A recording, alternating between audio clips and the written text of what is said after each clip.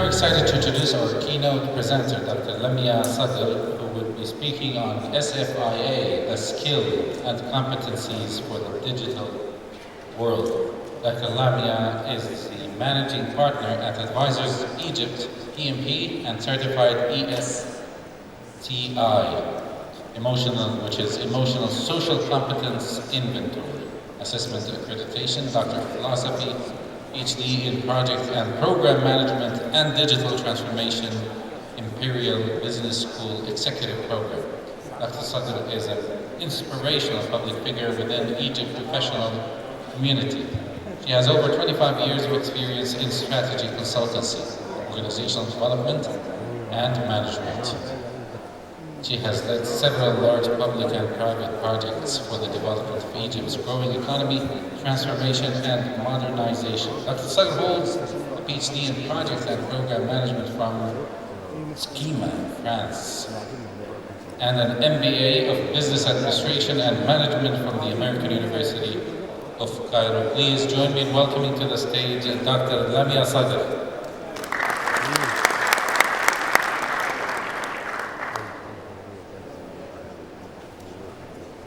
Assalamu alaikum. It's such an honor and a great pleasure to be here today in the Gulf and the Global Project Management Forum. And I would like to thank from all my heart Engineer, just waiting for Engineer San. So I would like to thank Engineer Berg and BMI KSA to have given me this opportunity to talk today about, we are here in this forum talking about digital transformation and adaptability to change. And yet all the speakers, all the specialists have put a focus on one thing, which is people, people, and people. I've been in a project conference and I met with NASA people, which are presenting an expedition for Mars. And after the fantastic presentation, I went to them and discussed what's really the challenge behind having a NASA project management. Besides the fact that I took a picture with a real astronaut that walked on the moon, I discussed with the team leader what's his background. I thought he was in high-tech genius in MIT, but actually he was from an HR background. And what he said to me, which was very surprising, that most of the problems in project management are related to people. Yesterday, Antonio told us that one of the main reasons that project fails are poor leadership. And we have with us Engineer Badr and his team are the perfect example that behind any successful project there is a leader and a professional team. So leadership is the ability to set a strategy, have a vision, and get the right people on board to do it, whether you have Vision 2030 or digital transformation. So let's see some numbers about what's the latest studies on skills. 71% of the chief information officers report that skill gaps will affect their business. 75% of the organization will experience visible business disruption due to skill gaps.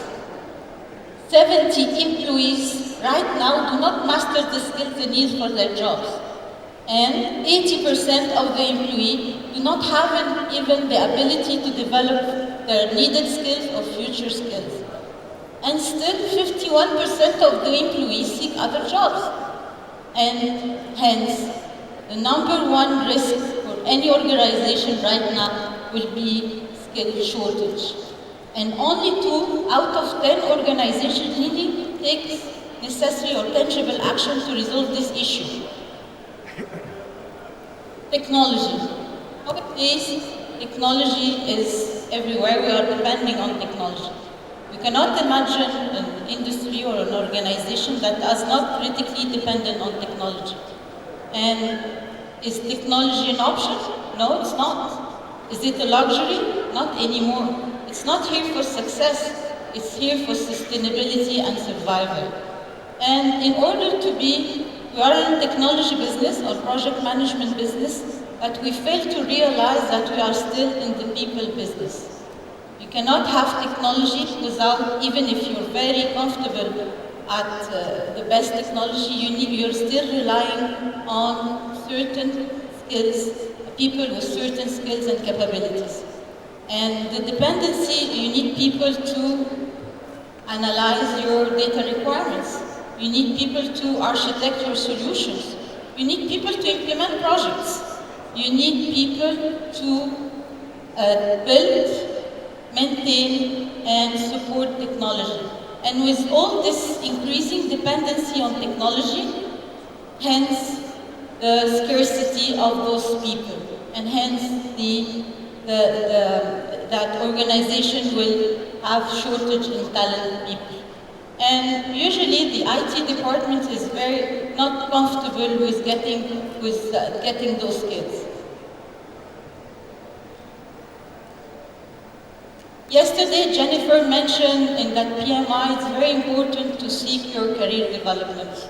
Our career is a journey, and as any journey, you have several steps, and you need to have a plan for it. It cannot happen by chance. You need to own your career and put a career track, a career development. And in order to do so, it's like a satellite system or any journey. You need some elements. You need, and I will quote my friend Jen, he said, if you don't know where you're going, you will go anywhere.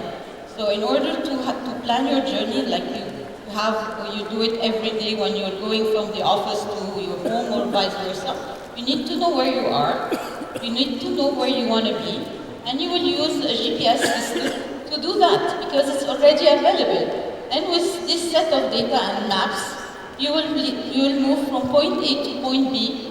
You can design a different set of routes depending on your preferred route or simply because of traffic. Yesterday we were talking about, for the digital skills, programming, analysis, design, operation, support, and management. But nowadays we talk more about innovation, transformation, communication, leadership, and digital skills. I personally am not an IT person. I'm more focused on stakeholder engagement, project management, competency. I was not really familiar with all this digital jargon that was there. So I decided to take my career on track and make a digital transformation diploma in Imperial to discover that actually digital transformation is not about IT. It's about change management. And like His Excellency yesterday, Engineer Abdallah said, that change management, if in order to do a digital transformation, you need to change the culture, you need leadership. We've discovered that 4.4 million people have resigned from their jobs. And we have more than 10.9 million vacancies, talent shortage. Why do you think people quit their jobs? Anyone guess? Those who attended the master class are not allowed to answer. Anyone guess? Why people quit their jobs if they are so talented? Sorry? Actually, it's for career. They don't see that the current job will fulfill their career. They don't see any career development. And this confirms back the focus on career development. So, why could good people leave? Because they're not engaged. They don't feel that somebody is engaging them. The management, they do it without the right skills. They have no room to grow or no career development, no opportunity to keep current skills, no opportunity to develop new skills. And poor communication and feedback. And they feel that they lack flexible working environment.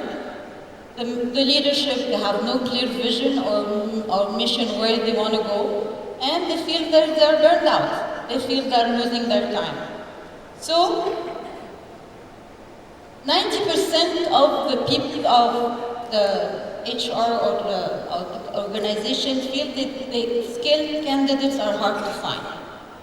And those people that are talented and having the required skill are very scarce, and they know they are in high demand. That's why they are offered multiple opportunities. And 80% of the technology managers, they say that people in their department leave because they are so talented that they are headhunted or offered jobs elsewhere. That's why the tech leaders are very keen at putting a development plan and improving the performance of their top people. The basic HR system only allows for 8 basic competencies.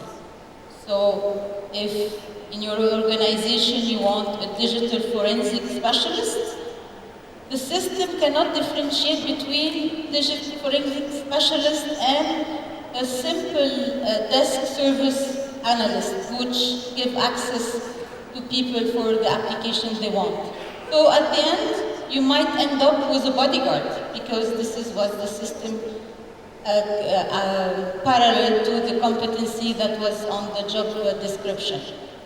So what do we really need? We need the right people in the right place at the right time with the right skills. But how can we do that? Whether you assessed it or not, generally people have a view of the skill they have. But however, most organizations do not have an accurate inventory of the current skills. So they are still the thing they have. But actually, in our experience, the skills you think you have is completely different from the skills you really have. And you have a view of the skills you need.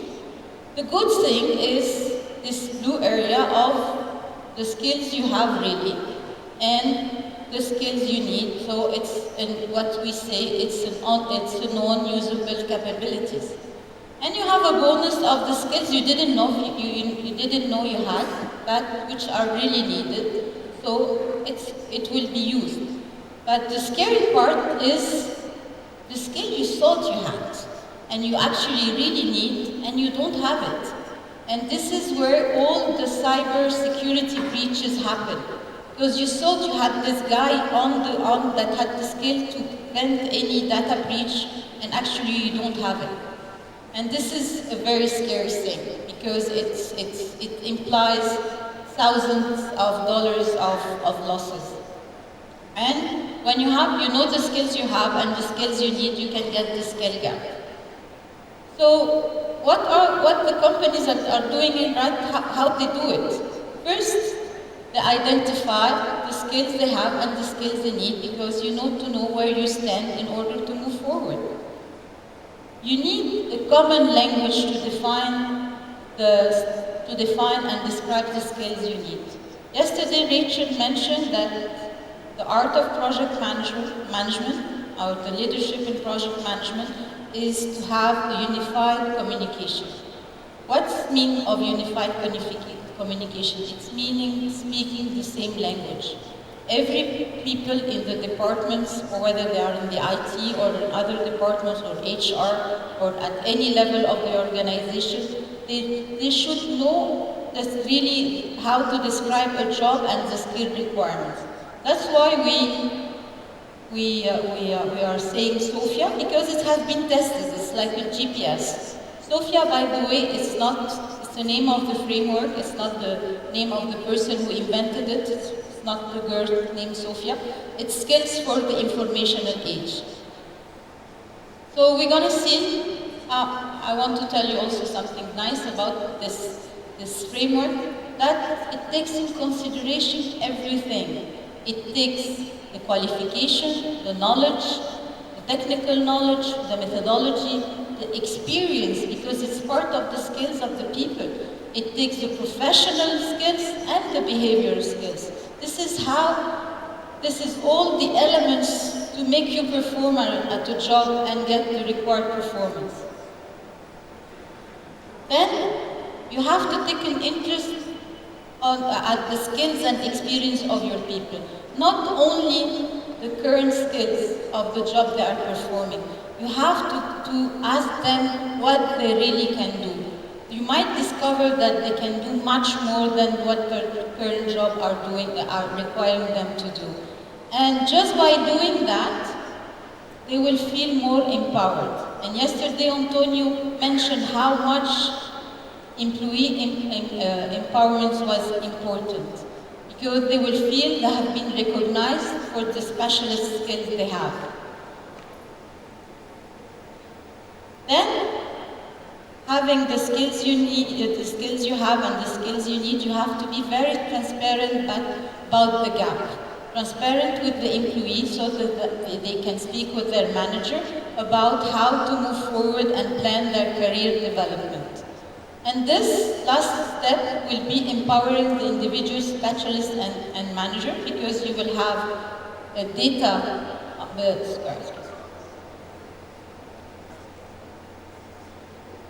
You will have their data-driven decision making, and they can maintain their skill profile and development action plan. This is it's not a one-time thing. Technology is moving so fast that you need to adapt your skills and adapt your skills profiles and your skill inventory so you can keep up to date. It's not one-time thing. You have to really have an online thing. And then you can know what's your top people that you will invest and make sure that they never leave your organization. So the vital ingredients is to have a consistent competency framework, a common language, against which you will answer the question of what skills you have, what skills you need, and based on these two types of data, which is part of data analytics, you will get a skill gap analysis. Based on that, you can plan a data decision career development plan and prioritize the most important skills. We cannot spend, because you have budget constraints on training and development, so you will spend only on those that are relevant and important. In the information technology era, you have to be very careful and ask inside your organization, do I have how to prevent data loss and cyber incidents? Are digital transformation successfully completed? Do I have the model, the desired operating model? Can I integrate during merger and acquisition? Do I have the skills to recruit, retain, and develop my talented individuals? And ensure compliance and legislation and quality standards. And you've seen that all the cybersecurity and legislation are moving very fast, and you need to adapt your inside your organization for that. And improve your project success and support agile operation. You have to make sure that you have the right people in the right projects. And this is to gain competitive advantage and change innovation. So you have the skills, what we call the skill maturity, the skill management maturity, digital skill management maturity. You start like any change management, you recognize first the need, then you know the skills you have, the skills you need, and you have the gap, and you can start planning, you can recruiting or even outsourcing the skills. So what is SFIA? So we said it's a skill for informational age. It's a global common reference for skills and competency in the digital world. It describes the skill and competency used by professional ICT, digital software engineers, cybersecurity, and other technology-related roles. It's a globally accepted reference book. It's a reference model. It's already applied in more than 200 countries, either on an individual level, a corporate level, a governmental level, and it's available in multiple languages. And above all of that, it's for free. So the history behind the development of this framework, it started first with the best practice in the UK industry of on best practice. Then they developed a framework and they issued the first version in 2000. And since then they have been updating because technology changed and you need to be up to date. The last version was issued in 2021 in September. And it's called SFIA 8. This is the 8th version. And SFIA, since it's for free, it's for non-for-profit organization, it's run by SFIA Foundation, and each year it's run by a global foundation to get all the users their feedback and up-to-date their skills, so they get feedback and it's continuously updated. And there is a global governance, which is SFIA Foundation and SFIA Council. The structure of SFIA 8 it describes the digital skills in 121 skills, grouped in 6 categories, which are strategy and architecture, change and transformation, development and implementation, delivery and operation, people and skills, relationship and engagement. And this is color-coded just for easy of navigation, and there is subcategories and 7 responsibility levels. It looks like that. So you can pinpoint any skill for any job in the IT. They have 7 levels of generic responsibility. Level 1 is follow, level 2 is assist, level 3 is apply. And generally these first 3 levels is for entry-level people. The level 4 is for more practitioner person. Level 5 is to and advise, which is more of a managerial level. Level 6 is senior manager, where you get influence and initiate. And level 7 is for top executive. And each of those levels you have 5 characteristics, which autonomy, influence, complexity, business skills, and knowledge. And they describe the skill definition for each level for every characteristic for those skills.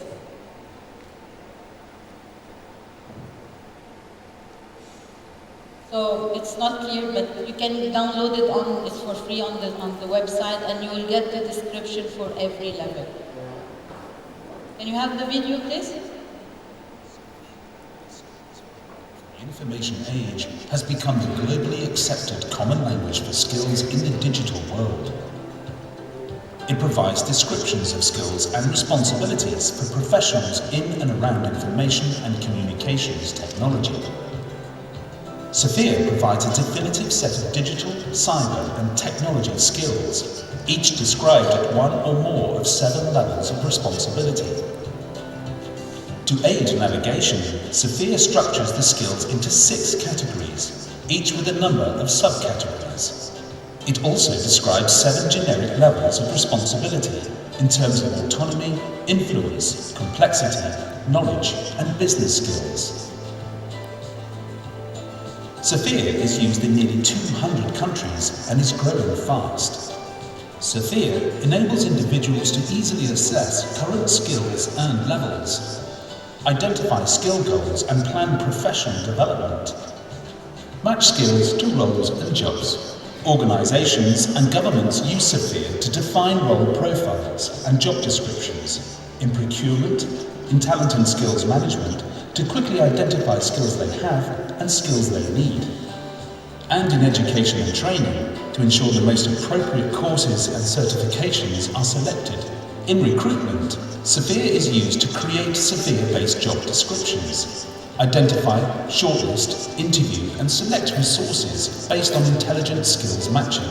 Professional bodies and membership organizations use SFIA to map membership levels, certifications, development and mentoring programs.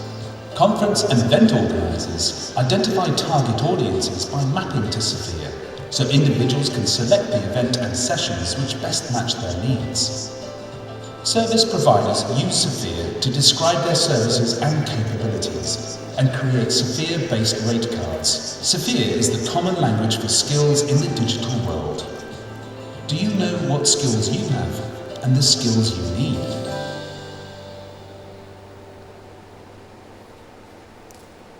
So that's basically what SFIA is. It's to have a common language. It's your GPS for the skills and to advance in the digital transformation. So there's many implementers of SFIA, whether on the corporate level or whether on the governmental level. Actually, since it was first generated in the UK, it was mainly implemented in the UK government to save lots of money on the IT specialties. It's helps role profiling, designing of organization, it's sharing of people and ideas and best practices, talent management, workforce, and the best characteristic, which is actually it's easy to use. And this is what was said, that if it's easy to use, it's with simple language, you can apply to any organization. And as any change management, and this is what His Excellency was saying yesterday, that change management starts with getting people on board, getting the show on the road, managing, getting a team, empowering a team to do this change management of getting your skills on track. You find out what skills you have and what skills you need, and then you test it. And you map it to the skill that you will have in the future. You will have a role profiling. Then the value at the end is that you will have a skills or upscaling or employee engagement and recruitment. Typical pilot projects of SFIA takes about 6 weeks, from getting the initiation, project communication, to the end and having your skill gap analysis. But of course it will depend on the size of the organization, the number of employees, whether you want it for a government or a corporate or multi-branch. It will depend, but it followed almost the same procedure like any change management project. So, to sum it up, the best practice is to have an assessment, an accurate skills assessment of your digital talents, is to assess the whole individual, not just the current skills.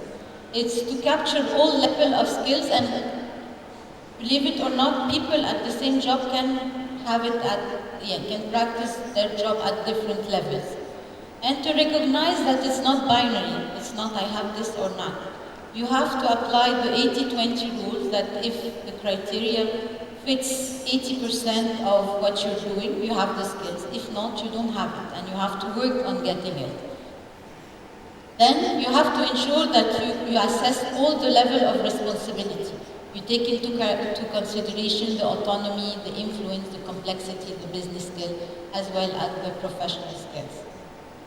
So there is certification just to prove to yourself and to your customer or your manager that you possess the proficiency to do the skills. And you can just be certified in the knowledge of understanding that you can do, or the proficiency of getting, you know how to do it, so you have the knowledge to do it, you know how to do it by yourself without any instructions, and then you are competent in doing it, which means that you have the required knowledge, required experience, and you can do it several times at the desired level. So, I advise everyone to download the software, and it's in Arabic. It's easy to read.